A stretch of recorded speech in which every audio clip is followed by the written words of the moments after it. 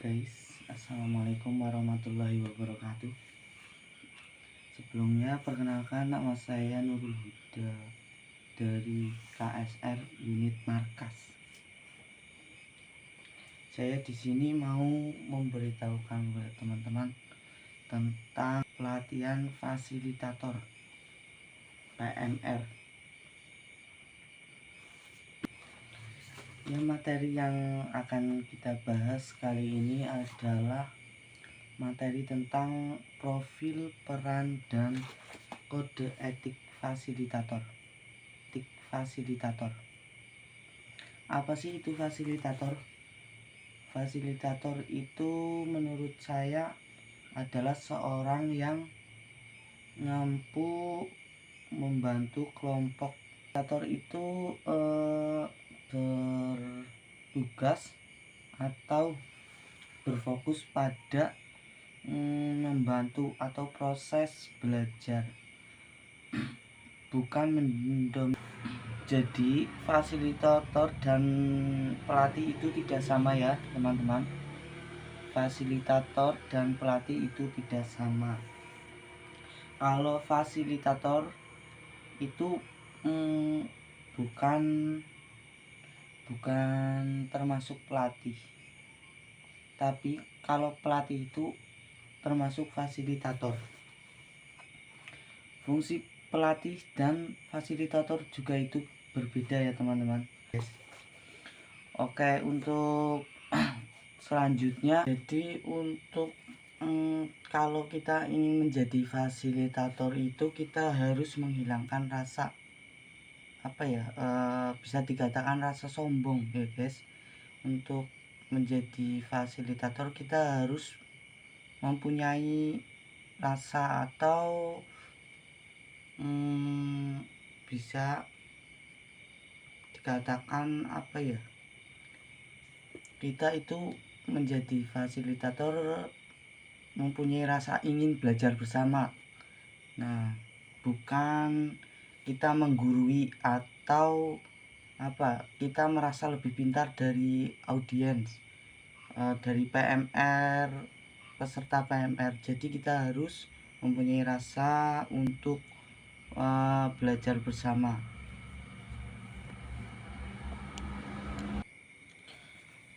Terus kita lanjutkan untuk perbedaan fasilitator dengan pelatih itu guys. Untuk teman-teman, perbedaannya itu jika fasilitator itu mampu mengontrol proses.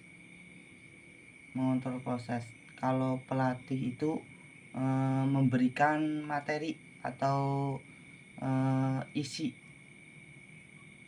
Terus untuk fasilitator itu bersifat netral, tidak memihak.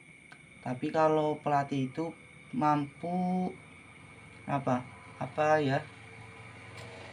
bersedia dan mampu berikan topik tugas. Untuk pelatih berbeda dalam peran juga ya guys. Untuk pelatih itu meningkatkan pengetahuan dan keterampilan, namun untuk fasilitator itu berperan bisa meningkatkan pemahaman, terus memberikan peluang kepada peserta atau audiens. Jadi ada beberapa perbedaan antara fasilitator dan pelatih itu sebagian dari perbedaan itu. Terus untuk mengapa PMR itu membutuhkan atau perlu fasilitator? Untuk PMR bisa untuk meningkatkan kualitas positif dari peserta PMR, terus untuk mendiskusikan topik terkait, terus yang selanjutnya bisa merancang kegiatan agar lebih terstruktur dengan fasilitator. Kalau fasilitator itu bukan pembina PMR ya teman-teman, jadi beda. Terus untuk menjadi fasilitator itu harus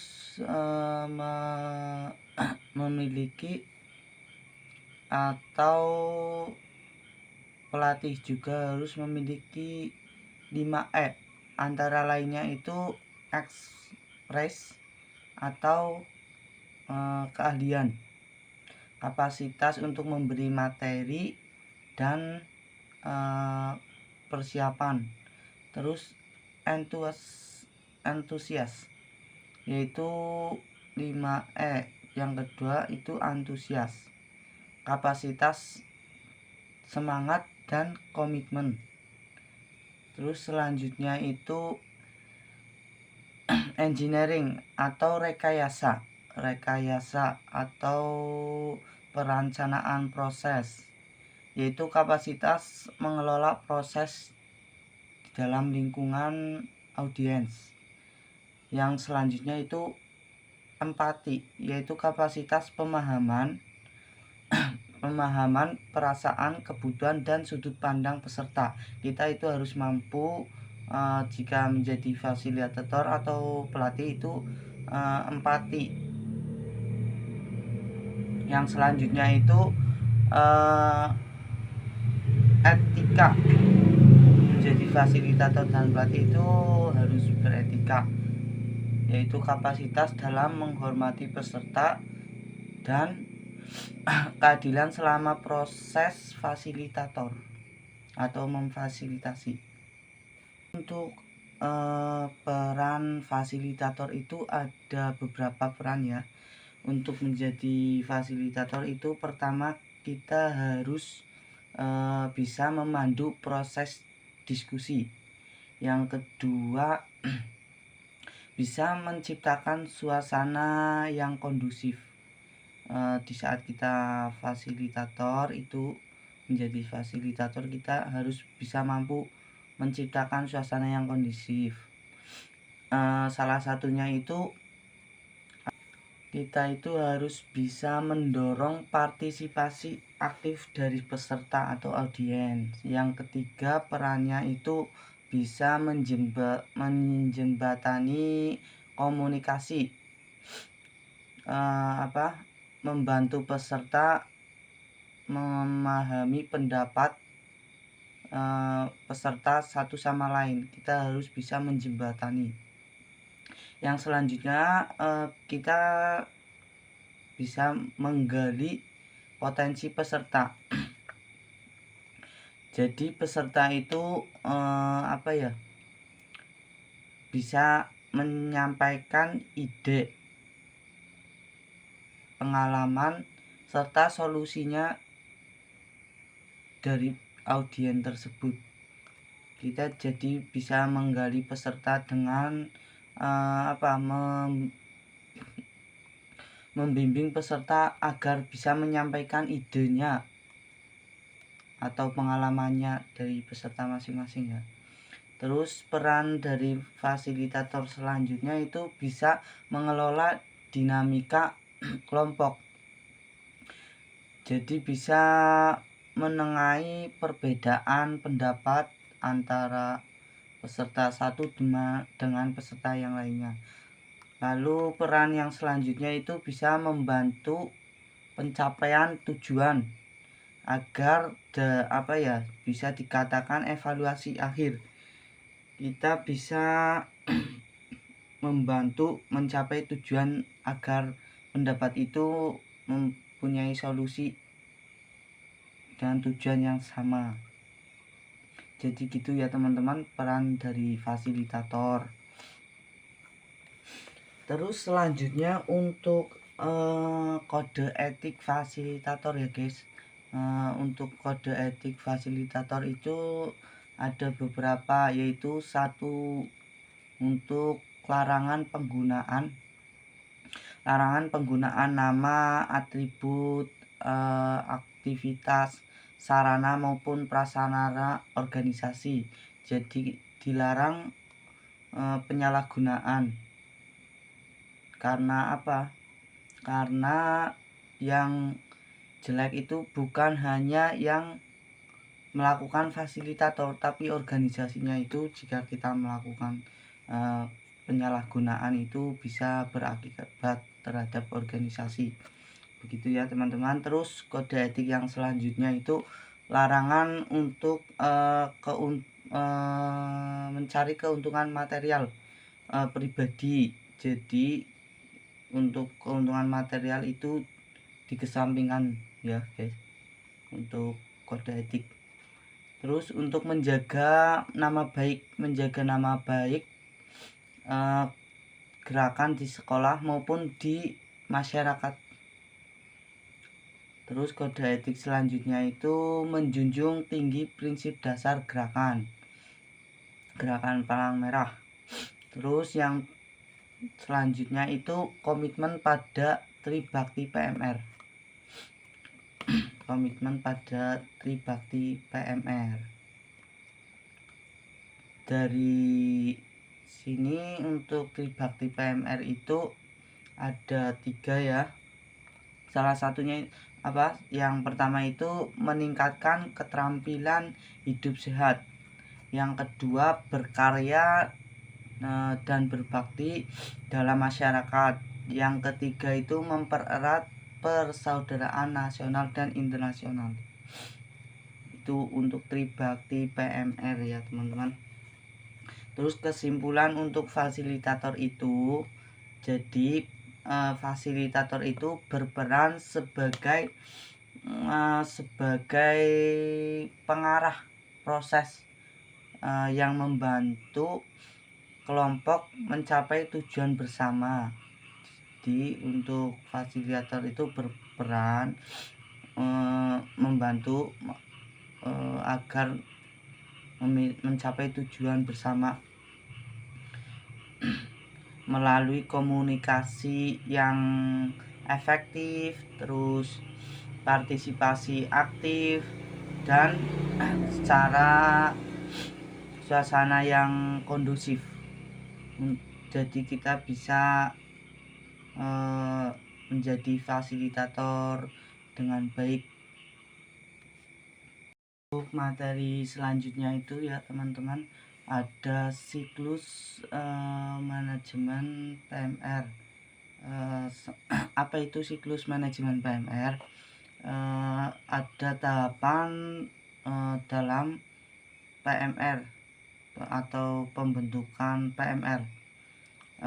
Yang pertama itu perekrutan, terus pelatihan, terus Tribakti PMR, terus pengakuan dan penghargaan, terus yang terakhir itu monitoring dan evaluasi. Jadi itu siklus manajemen PMR ya. Terus untuk materi yang selanjutnya kita bahas yaitu cakupan laporan dalam PMR ya, manajemen PMR. Yang pertama itu nama penyelenggara atau kegiatan. Terus selanjutnya itu tujuannya, terus durasi, terus yang keempat proses kegiatan, terus yang kelima sasaran dari itu pembuatan, terus yang keenam hasil yang dicapai, yang ketujuh permasalahan yang muncul itu apa, terus yang kedelapan rekomendasi perbaikan, yang kesembilan keuangan, serta yang terakhir itu pengesahan pemimpin. Jadi itu ya teman-teman untuk cakupan laporan manajemen PMR. Terus ya teman-teman, untuk materi yang akan kita bahas lagi itu ada struktur dan pembentukan PMR. Jadi PMR itu memiliki struktur dan cara pembentukannya ya. Terus apa sih itu pembentukan PMR? Pembentukan PMR dibentuk itu di lingkungan sekolah atau lembaga pendidikan sebagai wadah pembinaan remaja dalam kegiatan kepalang merahan yang berada di bawah naungan atau pembinaan PMI, Palang Merah Indonesia ya teman-teman. Terus untuk tahapan pembentukan PMR itu apa saja ya? Untuk pembentukan PMR itu yang pertama itu kita bisa sosialisasi tentang PMR kepada warga atau lingkungan sekolah. Terus teman-teman yang kedua itu bisa melakukan perekrutan anggota dengan cara mempromosikan. Terus yang ketiga itu pembentukan kepengurusan PMR. Yang keempat pengesahan oleh kepala sekolah atau pembina. Yang kelima itu registrasi dan koordinasi dengan PMI setempat. Yang keenam pelaksanaan pendidikan dan pelatihan dasar PMR. Jadi itu tahapan untuk pembentukan PMR ya teman-teman. Terus selanjutnya itu struktur organisasi PMR. Dalam PMR itu ada bagian atau strukturnya. Yang pertama itu kepala sekolah. Terus yang kedua itu pembina PMR. Yang ketiga itu pelatih PMR.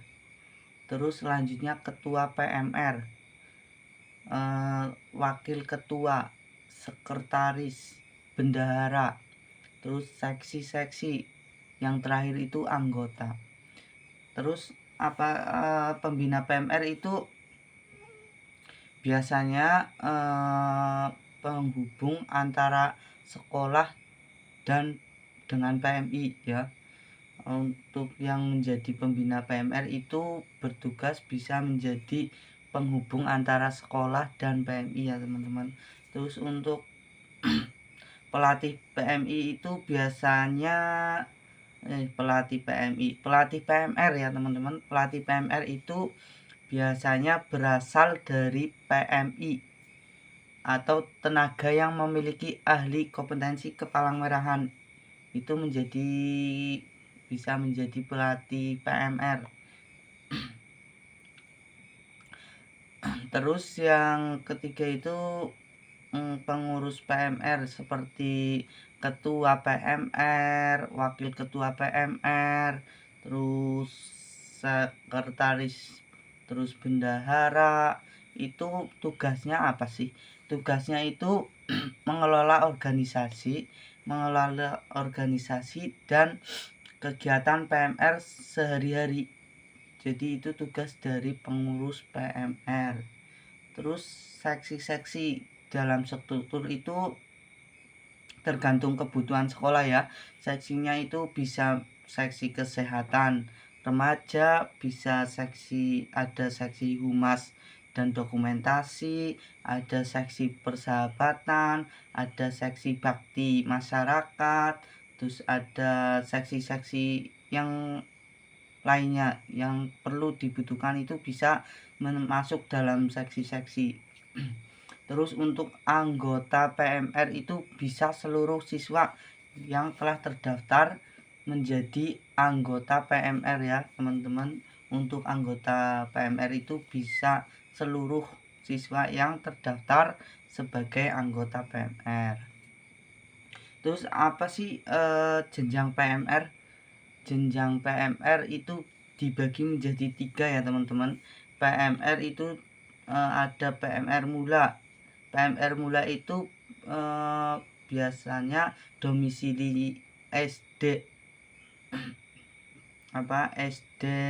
SDMI itu yang berkisaran umur kurang lebih 7 sampai 12 tahun ya teman-teman untuk PMR mula. Untuk PMR madya itu biasanya berasal dari SMP MTS. Kalau PMR madya itu berasal dari SMP dan MTS. Itu kisaran umurnya antara kurang lebih 12 sampai 15 tahun untuk PMR madya. Terus untuk PMR wira itu berasal dari SMK SMA atau MA. Itu PMR wira. Terus kisaran umurnya itu kurang lebih dari 15 tahun sampai 18 tahun untuk PMR wira ya teman-teman. Terus apa sih tujuan pembentukan PMR? Tujuan pembentukan PMR itu satu, bisa menanamkan nilai kemanusiaan kepada remaja-remaja.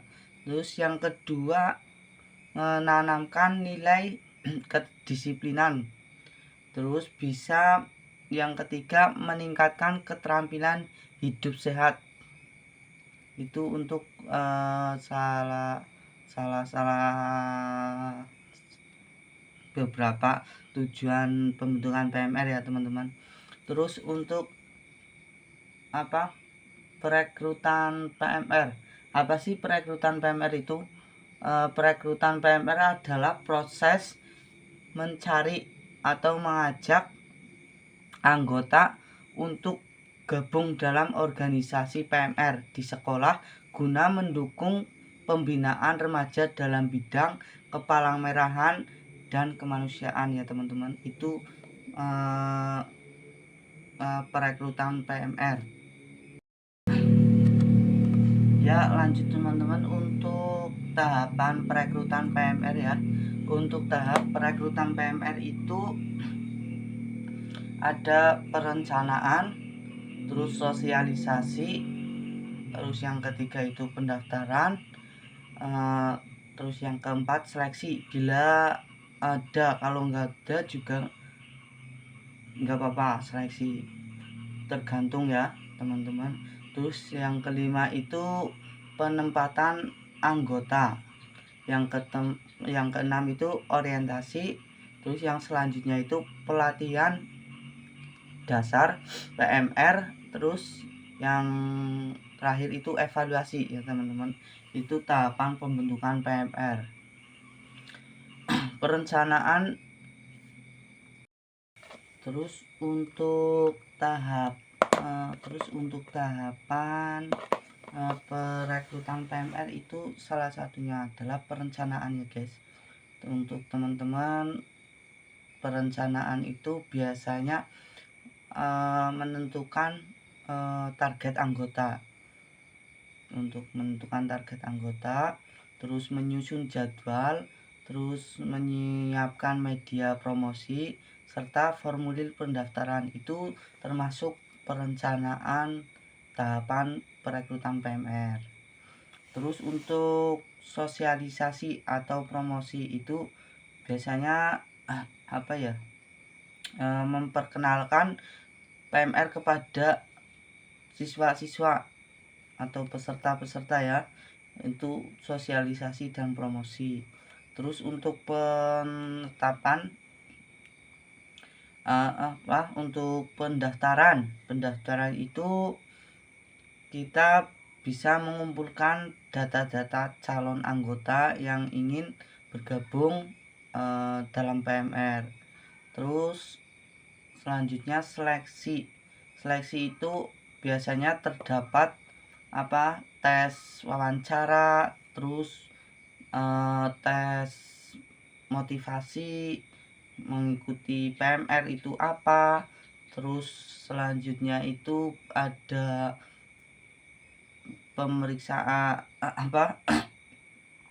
pemeriksaan komitmen komitmen dalam mengikuti PMR. Itu bisa termasuk dalam seleksi.